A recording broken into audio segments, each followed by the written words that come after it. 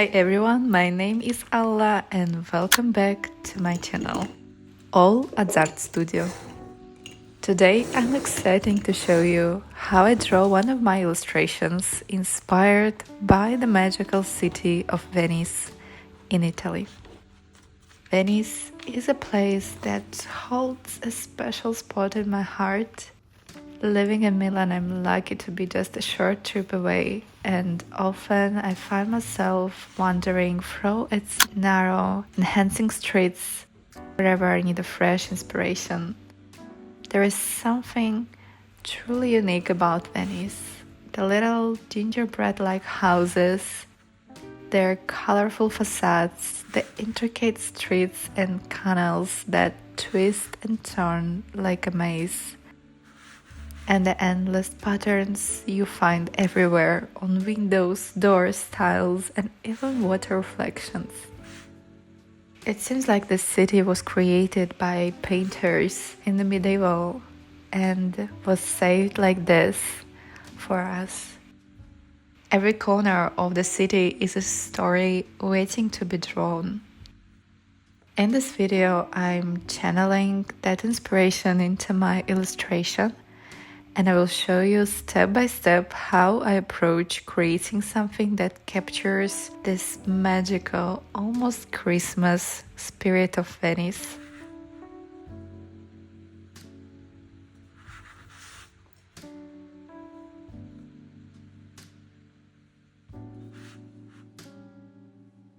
But beyond the city itself, I also want to mention one of my biggest sources of inspiration, and this is illustrations for children's books.